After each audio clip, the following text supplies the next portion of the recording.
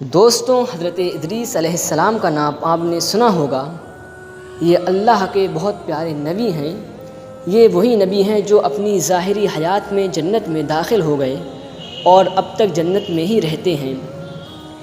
ان کے جنت میں جانے کا واقعہ ہم آپ کے سامنے ذکر کرتے ہیں۔ دیکھیے، کعب احبار وغیرہ سے روایت ہے کہ حضرت ادریس علیہ السلام نے ملک الموت سے فرمایا، ملک الموت، میں موت کا مزہ چکھنا چاہتا ہوں، وہ کیسا ہوتا ہے؟ تم میری روح قبض کر کے دکھاؤ۔ ملک الموت نے اس حکم کی تعمیل کی اور روح قبض کر کے اسی وقت آپ کی طرف لوٹا دی، لہٰذا آپ زندہ ہو گئے۔ پھر آپ نے فرمایا، مجھے جہنم دکھاؤ تاکہ خوف الہی زیادہ ہو۔ چنانچہ یہ بھی کیا گیا۔ جہنم دیکھ کر آپ نے دروغہ جہنم حضرت مالک سے فرمایا، دروازہ کھولو، میں اس پر سے گزرنا چاہتا ہوں۔ دروغہ جہنم نے ایسا ہی کیا، آپ اس پر سے گزر گئے۔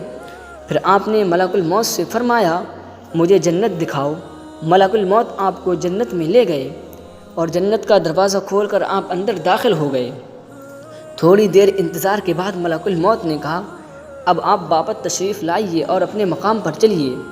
حضرت ادریس علیہ السلام نے فرمایا، اب میں یہاں سے کہیں نہیں جاؤں گا، کیونکہ اللہ تبارک و تعالیٰ نے فرمایا ہے، کل نفس ذائقۃ الموت، یعنی ہر نفس کو موت کا مزہ چکھنا ہے، لہٰذا وہ تو میں چکھ ہی چکا ہوں۔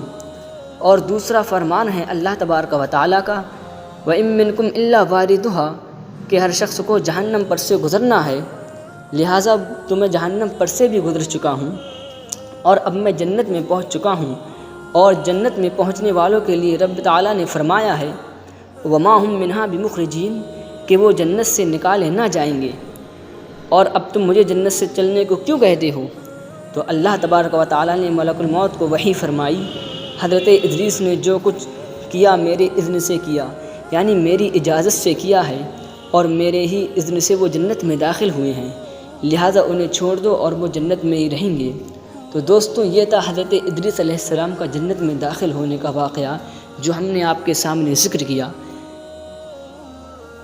اگر آپ کو واقعہ پسند آیا ہو تو آپ اس کو لائک ضرور کریں، اور اگر آپ نے ہمارے چینل کو سبسکرائب نہیں کیا ہے تو چینل کو سبسکرائب بھی کریں تاکہ مزید آنے والے ویڈیو آپ تک پہنچتی رہیں۔ السلام علیکم۔